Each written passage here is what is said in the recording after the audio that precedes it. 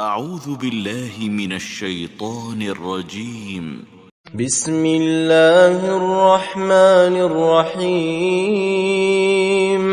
ألف لام ميم. ذلك الكتاب لا ريب فيه هدى للمتقين الذين يؤمنون بالغيب ويقيمون الصلاة ومما رزقناهم ينفقون والذين يؤمنون بما أنزل إليك وما أنزل من قبلك وبالآخرة هم يوقنون أولئك على هدى من ربهم وأولئك هم المفلحون. إن الذين كفروا سواء عليهم أأنذرتهم أم لم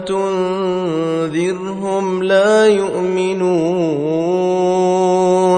ختم الله على قلوبهم وعلى سمعهم وعلى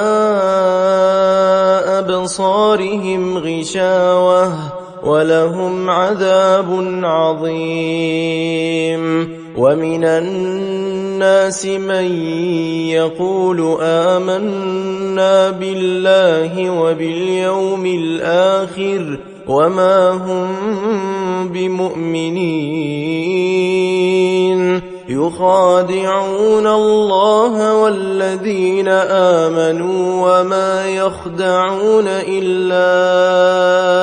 أنفسهم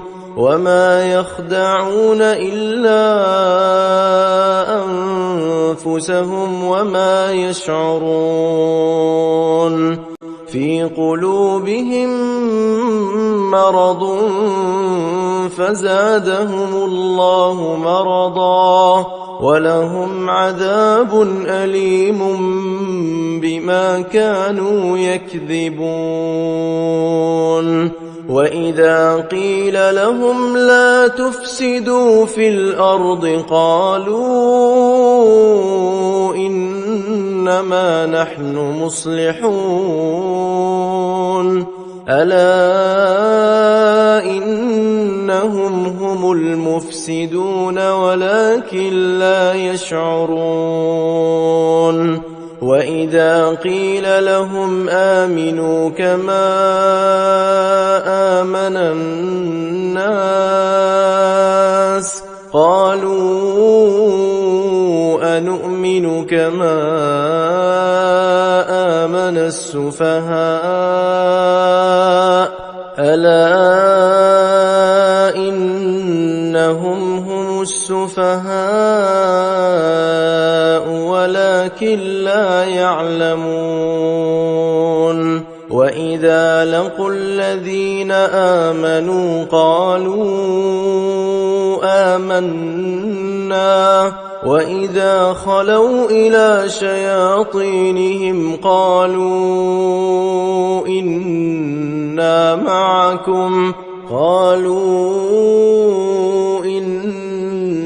معكم إنما نحن مستهزئون. الله يستهزئ بهم ويمدهم في طغيانهم يعمهون. أولئك الذين اشتروا الضلالة بالهدى فما ربحت تجارتهم وما كانوا مهتدين. مثلهم كمثل الذي استوقد نارا فلما أضاءت ما حوله ذهب الله بنورهم وتركهم في ظلمات لا يبصرون. صم بكم عمي فهم لا يرجعون أو كصيب من السماء فيه ظلمات ورعد وبرق يجعلون أصابعهم في آذانهم من الصواعق حذر الموت والله محيط بالكافرين يكاد البرق يخطف أبصارهم كلما أضاء لهم مشوا فيه وإذا أظلم عليهم قاموا ولو شاء الله لذهب بسمعهم وأبصارهم إن الله على كل شيء قدير يا أيها الناس اعبدوا ربكم الذي خلقكم والذين من قبلكم لعلكم تتقون الذي جعل لكم الأرض فراشا والسماء بناء وأنزل من السماء ماء فأخرج به من الثمرات رزقا لكم فلا تجعلوا لله أندادا وأنتم تعلمون وإن كنتم في ريب مما نزلنا على عبدنا فأتوا بسورة من مثله وادعوا شهداءكم من دون الله إن كنتم صادقين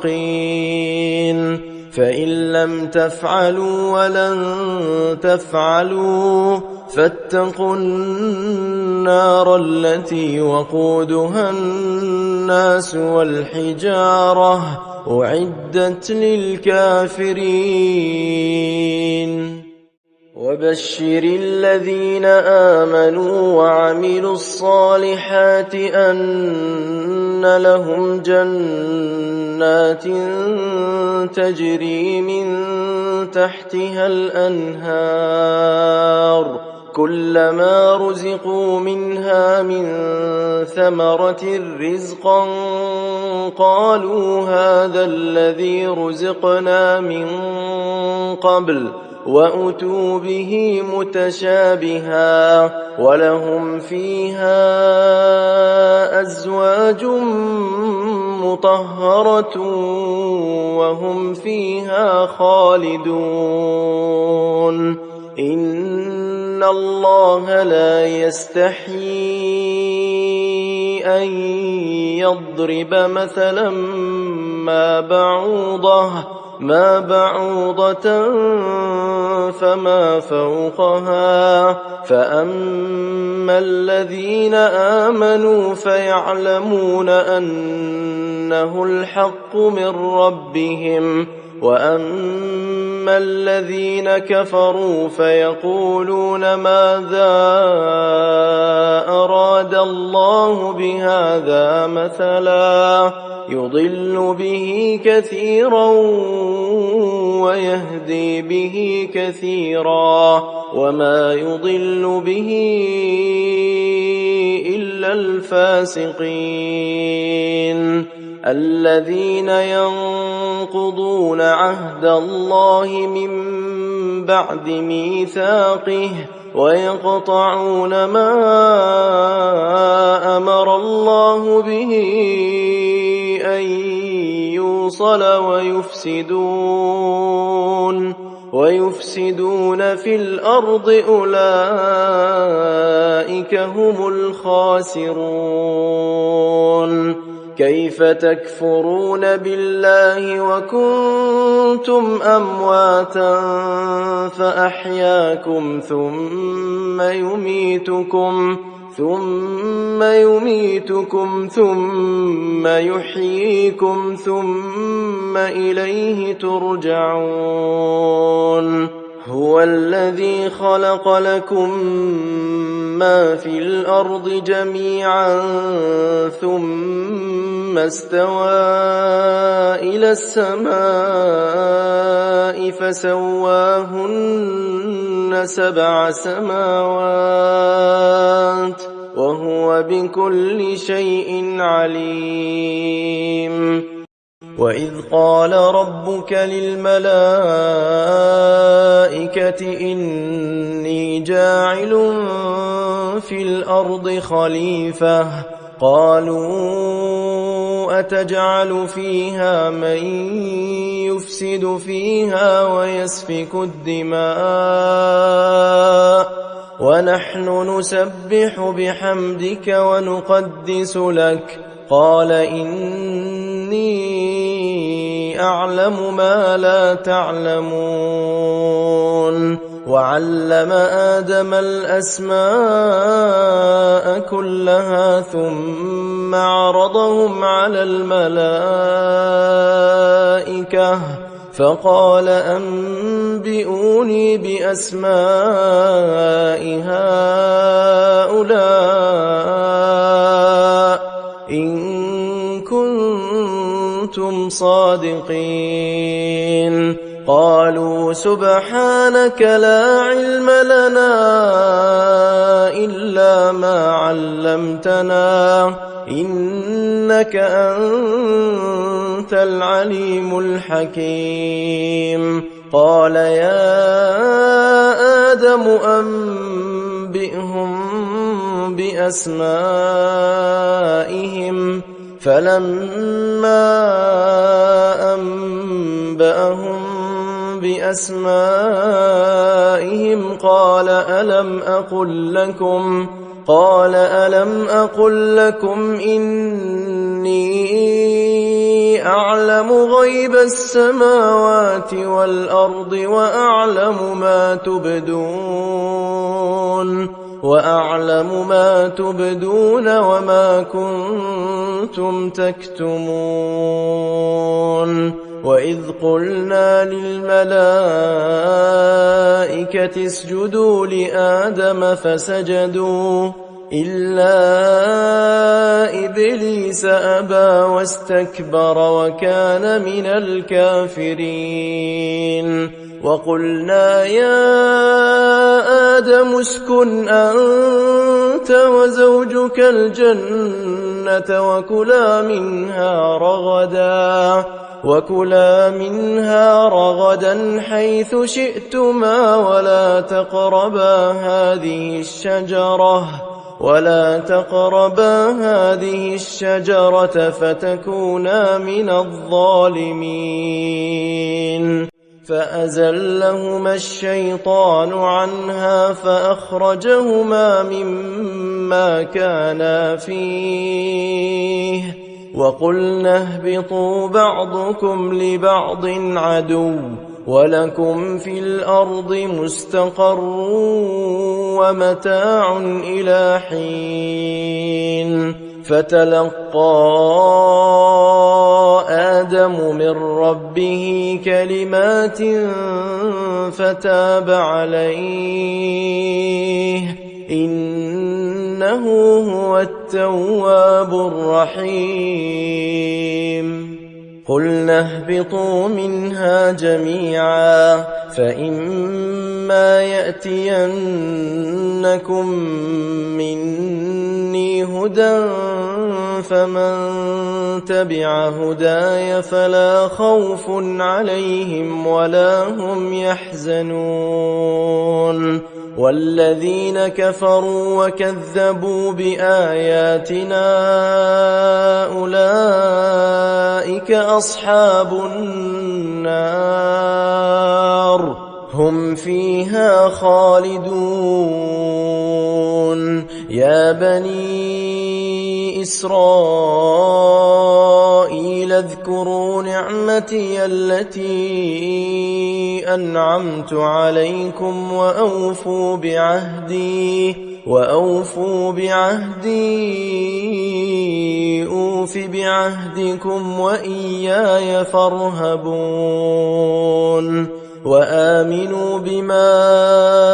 أنزلت مصدقا لما معكم ولا تكونوا أول كافر به ولا تشتروا بآياتي ثمنا قليلا وإياي فاتقون ولا تلبسوا الحق بالباطل وتكتموا الحق وأنتم تعلمون وأقيموا الصلاة وآتوا الزكاة واركعوا مع الراكعين أتأمرون الناس بالبر وتنسون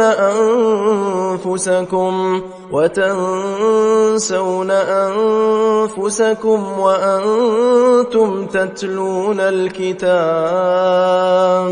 أفلا تعقلون واستعينوا بالصبر والصلاة وإنها لكبيرة إلا على الخاشعين الذين يظنون أنهم ملاقو ربهم وأنهم إليه راجعون يا بني إسرائيل اذكروا نعمتي التي أنعمت عليكم وأني فضلتكم على العالمين واتقوا يوما لا تجزي نفس عن نفس شيئا ولا يقبل منها شفاعة ولا يؤخذ منها عدل ولا هم ينصرون وإذ نجيناكم من آل فرعون يسومونكم سوء العذاب يذبحون أبناءكم ويستحيون نساءكم وفي ذلكم بلاء من ربكم عظيم وإذ فرقنا بكم البحر فأنجيناكم وأغرقنا آل فرعون وأنتم تنظرون وإذ واعدنا موسى 40 ليلة ثم اتخذتم العجل من بعده وأنتم ظالمون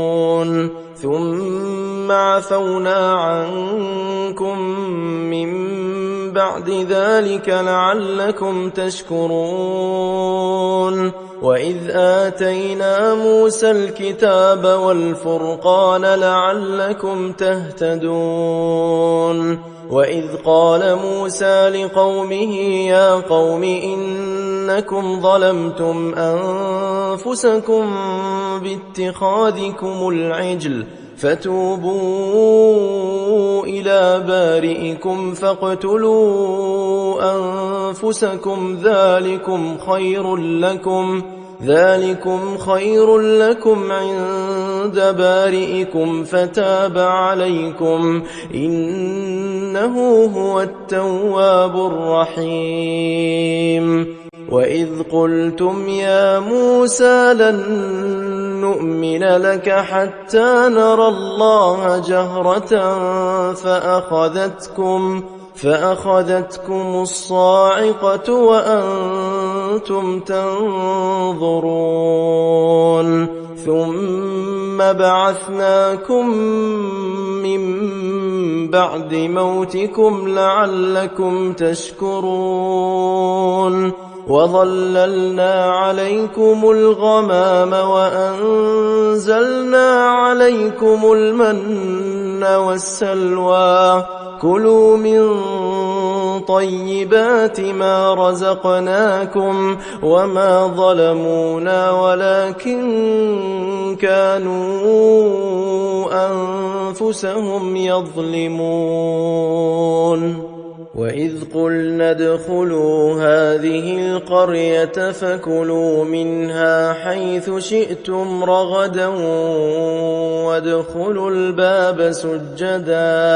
وادخلوا الباب سجدا وقولوا حطة نغفر لكم خطاياكم وسنزيد المحسنين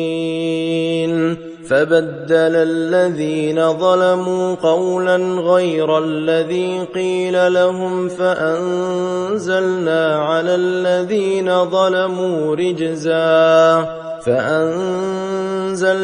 على الذين ظلموا رجزا من السماء بما كانوا يفسقون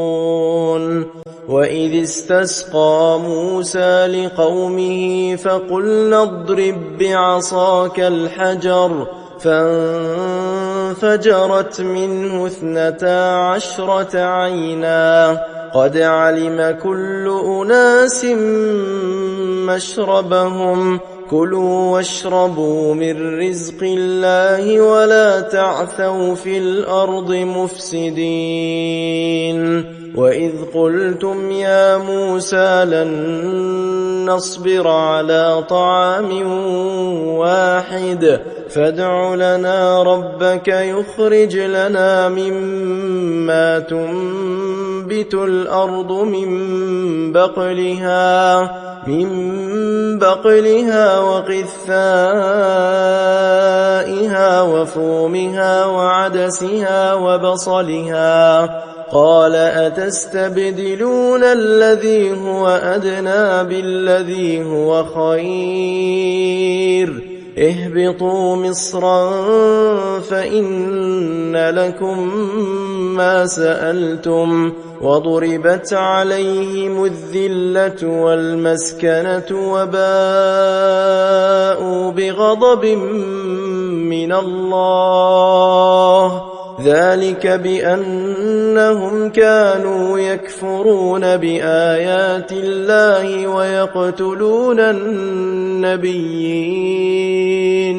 ويقتلون النبيين بغير الحق ذلك بما عصوا وكانوا يعتدون إن الذين آمنوا والذين هادوا والنصارى والصابئين من آمن بالله واليوم الآخر وعمل صالحا فلهم أجرهم عند ربهم ولا خوف عليهم ولا هم يحزنون وإذ أخذنا ميثاقكم ورفعنا فوقكم الطور خذوا ما آتيناكم بقوة واذكروا ما فيه لعلكم تتقون ثم توليتم من بعد ذلك فلولا فضل الله عليكم ورحمته لكنتم من الخاسرين ولقد علمتم الذين اعتدوا منكم في السبت فقلنا لهم كونوا قردة خاسئين فجعلناها نكالا لما بين يديها وما خلفها وموعظة للمتقين وإذ قال موسى لقومه إن الله يأمركم أن تذبحوا بقرة قالوا أتتخذنا هزوا قال أعوذ بالله أن أكون من الجاهلين قالوا ادع لنا ربك يبين لنا ما هي قال إنه يقول إنها بقرة لا فارض ولا بكر عوان بين ذلك فافعلوا ما تؤمرون قالوا ادع لنا ربك يبين لنا ما لونها قال إنه يقول إنها بقرة صفراء فاقع لونها تسر الناظرين قالوا ادع لنا ربك يبين لنا ما هي إن البقرة شابه علينا وإنا إن شاء الله لمهتدون قال إنه يقول إنها بقرة لا ذلول تثير الأرض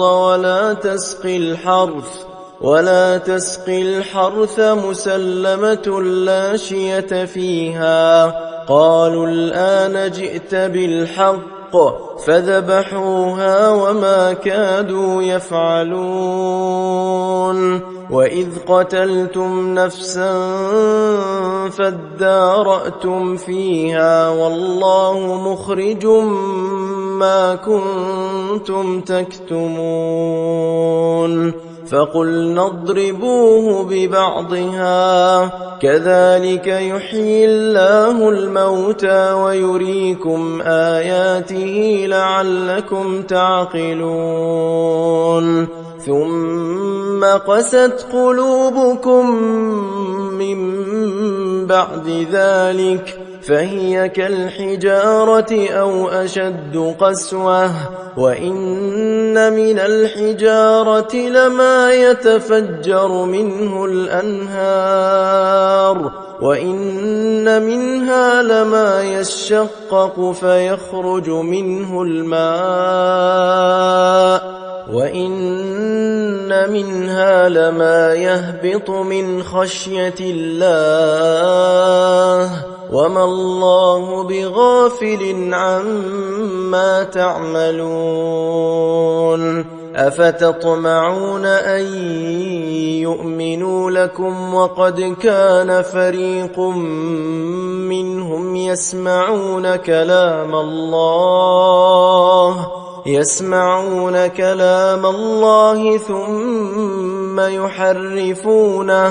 ثم يحرفونه من بعد ما عقلوه وهم يعلمون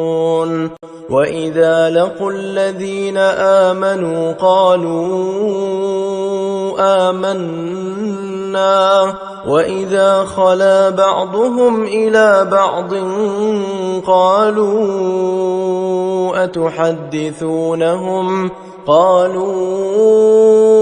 أتحدثونهم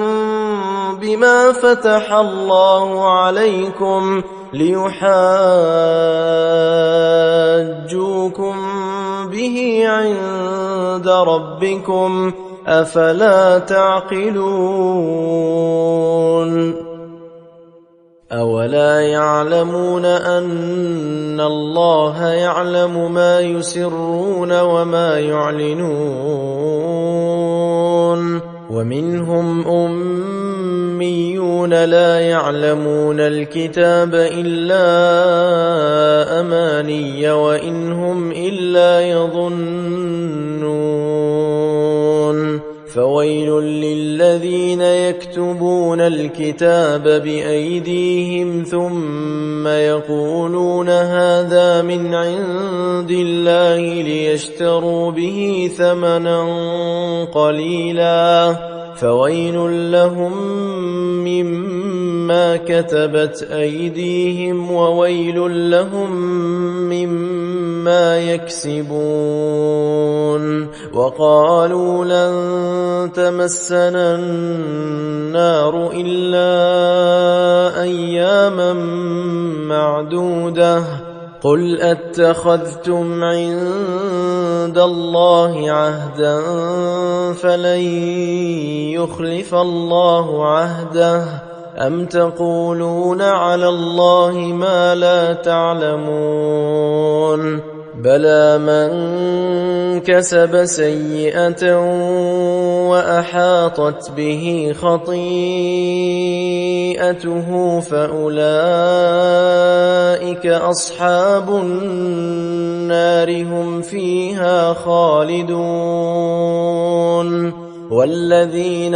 آمنوا وعملوا الصالحات أولئك أصحاب الجنة هم فيها خالدون. وإذ أخذنا ميثاق بني إسرائيل لا تعبدون إلا الله وبالوالدين إحسانا وذي القربى واليتامى والمساكين وقولوا للناس حسنا وأقيموا الصلاة وآتوا الزكاة ثم توليتم إلا قليلا منكم وأنتم معرضون. وإذ أخذنا ميثاقكم لا تسفكون دماءكم ولا تخرجون أنفسكم من دياركم ثم أقررتم وأنتم تشهدون ثم أنتم هؤلاء تقتلون أنفسكم وتخرجون فريقا منكم من ديارهم تظاهرون عليهم بالإثم والعدوان وإن يأتوكم أسارى تفادوهم وهو محرم عليكم إخراجهم أفتؤمنون ببعض الكتاب وتكفرون ببعض فما جزاء من يفعل ذلك منكم إلا خزي في الحياة الدنيا ويوم القيامة يردون إلى أشد العذاب وما الله بغافل عما تعملون. أولئك الذين اشتروا الحياة الدنيا بالآخرة فلا يخفف عنهم العذاب ولا هم ينصرون. ولقد آتينا موسى الكتاب وقفينا من بعده بالرسل وآتينا عيسى ابن مريم البينات وأيدناه بروح القدس أفكلما جاءكم رسول بما لا تهوى أنفسكم استكبرتم ففريقا كذبتم وفريقا تقتلون. وقالوا قلوبنا غلف بل لعنهم الله بكفرهم فقليلا ما يؤمنون. ولما جاءهم كتاب من عند الله مصدق لما معهم وكانوا من قبل يستفتحون على الذين كفروا فلما جاءهم ما عرفوا كفروا به فلعنة الله على الكافرين بئس ما اشتروا به أنفسهم أن يكفروا بما أنزل الله بغيا أن ينزل الله من فضله على من يشاء من عباده فباءوا بغضب على غضب وللكافرين عذاب مهين وإذا قيل لهم آمنوا بما أنزل الله قالوا نؤمن بما أنزل علينا ويكفرون بما وراءه وهو الحق مصدقا لما معهم قل فلم تقتلون أنبياء الله من قبل إن كنتم مؤمنين ولقد جاءكم موسى بالبينات ثم اتخذتم العجل من بعده وأنتم ظالمون وإذ أخذنا ميثاقكم ورفعنا فوقكم الطور خذوا ما آتيناكم بقوة واسمعوا قالوا سمعنا وعصينا وأشربوا في قلوبهم العجل بكفرهم قل بئس ما يأمركم به إيمانكم إن كنتم مؤمنين قل إن كانت لكم الدار الآخرة عند الله خالصة من دون الناس فتمنوا الموت إن كنتم صادقين ولن يتمنوه أبدا بما قدمت أيديهم والله عليم بالظالمين ولتجدنهم أحرص الناس على حياة ومن الذين أشركوا يود أحدهم لو يعمر 1000 سنة وما هو بمزحزحه من العذاب أن يعمر والله بصير بما يعملون قل من كان عدوا لجبريل فإنه نزله على قلبك بإذن الله مصدقا لما بين يديه وهدى وبشرى للمؤمنين من كان عدوا لله وملائكته ورسله وجبريل وميكال فإن الله عدو للكافرين ولقد أنزلنا إليك آيات بينات وما يكفر بها إلا الفاسقون أوكلما عاهدوا عهدا نبذه فريق منهم بل أكثرهم لا يؤمنون ولما جاءهم رسول من عند الله مصدق لما معهم نبذ فريق من الذين أوتوا الكتاب كتاب الله وراء ظهورهم كأنهم لا يعلمون واتبعوا ما تتلو الشياطين على ملك سليمان وما كفر سليمان ولكن الشياطين كفروا يعلمون الناس السحر وما أنزل على الملكين ببابل هاروت وماروت وما يعلمان من أحد حتى يقولا إنما نحن فتنة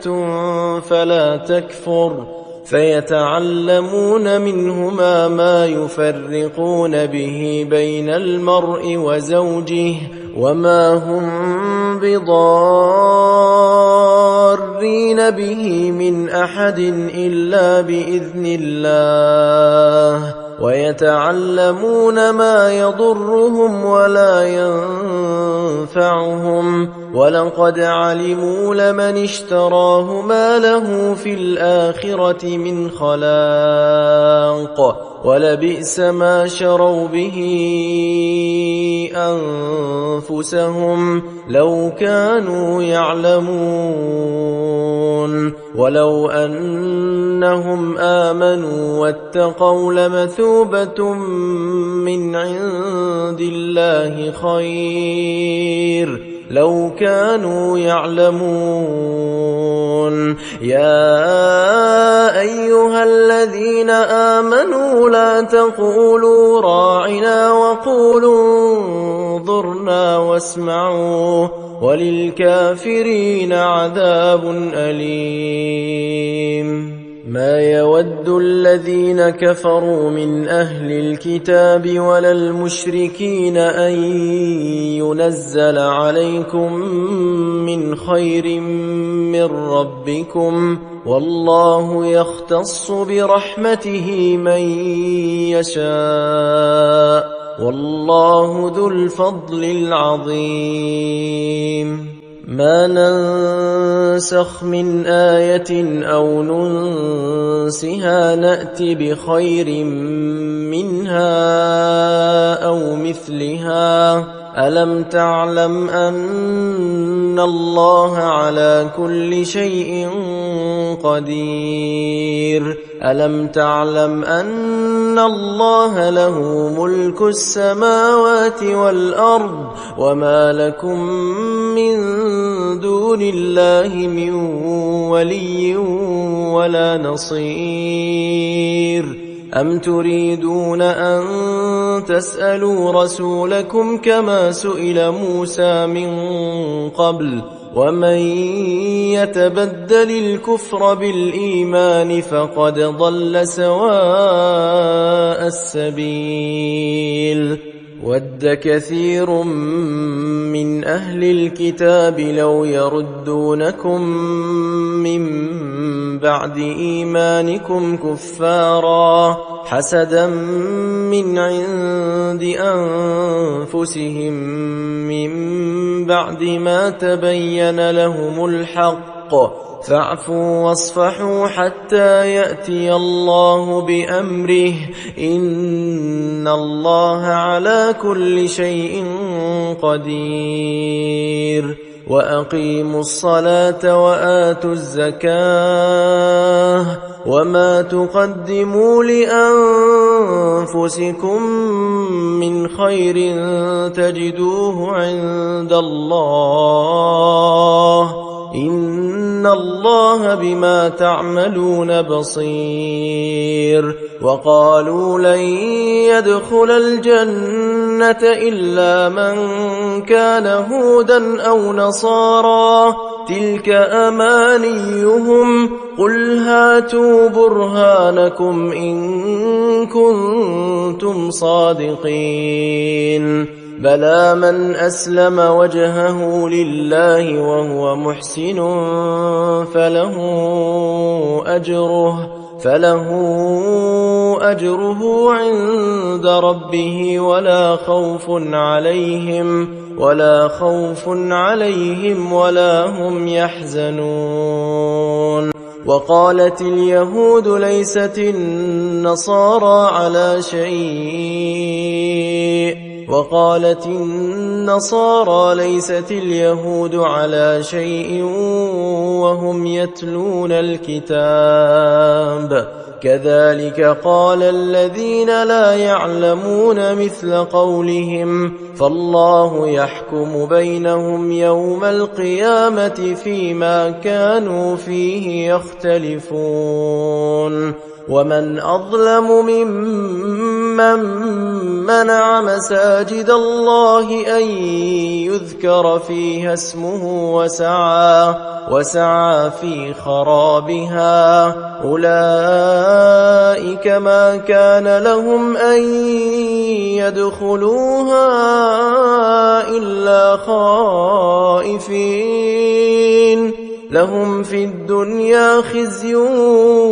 ولهم في الآخرة عذاب عظيم. ولله المشرق والمغرب فأينما تولوا فثم وجه الله إن الله واسع عليم. وقالوا اتخذ الله ولدا سبحانه بل له ما في السماوات والأرض كل له قانتون بديع السماوات والأرض وإذا قضى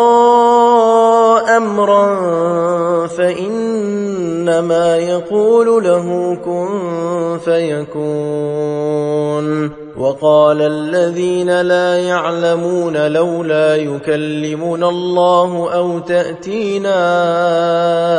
آية كذلك قال الذين من قبلهم مثل قولهم تشابهت قلوبهم قد بينا الآيات لقوم يوقنون. إنا أرسلناك بالحق بشيرا ونذيرا ولا تسأل عن أصحاب الجحيم. ولن ترضى عنك اليهود ولا النصارى حتى تتبع ملتهم قل إن هدى الله هو الهدى ولئن اتبعت أهواءهم بعد الذي جاءك من العلم ما لك من الله من ولي ولا نصير. الذين آتيناهم الكتاب يتلونه حق تلاوته أولئك يؤمنون به ومن يكفر به فأولئك هم الخاسرون.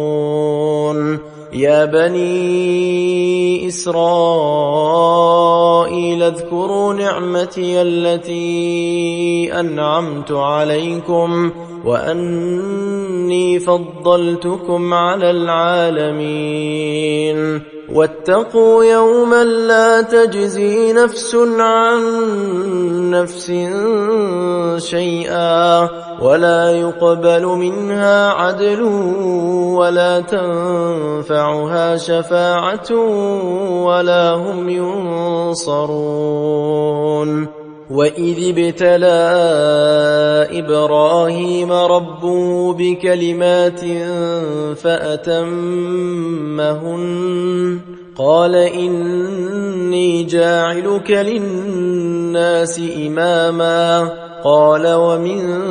ذريتي قال لا ينال عهد الظالمين. وإذ جعلنا البيت مثابة للناس وأمنا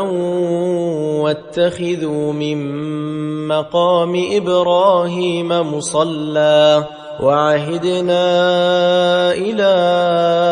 إبراهيم وإسماعيل أن طهرا بيتي للطائفين والعاكفين والركع السجود. وإذ قال إبراهيم رب اجعل هذا بلدا آمنا وارزق أهله من الثمرات من آمن منهم بالله واليوم الآخر. قال ومن كفر فأمتعه قليلا ثم أضطره إلى عذاب النار وبئس المصير. وإذ يرفع إبراهيم القواعد من البيت وإسماعيل ربنا تقبل منا إنك أنت السميع العليم. ربنا واجعلنا مسلمين لك ومن ذريتنا أمة مسلمة لك وأرنا مناسكنا وتب علينا إنك أنت التواب الرحيم. ربنا وابعث فيهم رسولا منهم يتلو عليهم آياتك ويعلمهم الكتاب والحكمة ويزكيهم إنك أنت العزيز الحكيم. ومن يرغب عن ملة إبراهيم إلا من سفه نفسه ولقد اصطفيناه في الدنيا وإنه في الآخرة لمن الصالحين. إذ قال له ربه أسلم قال أسلمت لرب العالمين. ووصى بها إبراهيم بنيه ويعقوب يا بني إن الله اصطفى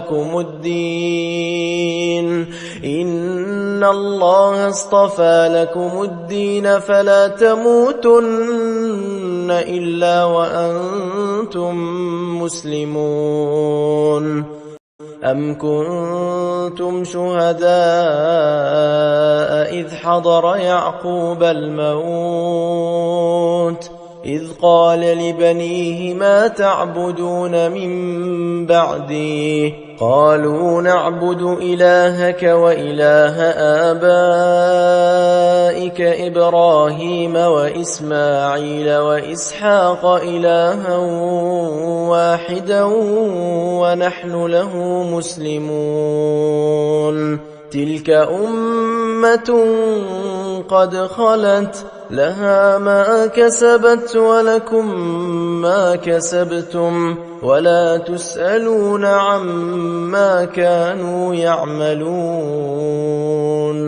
وقالوا كونوا هودا أو نصارى تهتدوا قل بل ملة إبراهيم حنيفا وما كان من المشركين. قولوا آمنا بالله وما أنزل إلينا وما أنزل إلى إبراهيم وإسماعيل وإسحاق ويعقوب والأسباط وما أوتي موسى وعيسى وما أوتي النبيون من ربهم لا نفرق بين أحد منهم ونحن له مسلمون. فإن آمنوا بمثل ما آمنتم به فقد اهتدوا وإن تولوا فإنما هم في شقاق فسيكفيكهم الله وهو السميع العليم صبغة الله ومن أحسن من الله صبغة ونحن له عابدون قل أتحاجوننا في الله وهو ربنا وربكم ولنا أعمالنا ولكم أعمالكم ونحن له مخلصون أم تقولون إن إبراهيم وإسماعيل وإسحاق ويعقوب والأسباط كانوا هودا أو نصارى قل أأنتم أعلم أم الله ومن أظلم ممن كتم شهادة عنده من الله وما الله بغافل عما تعملون تلك أمة قد خلت لها ما كسبت ولكم ما كسبتم ولا تسألون عما كانوا يعملون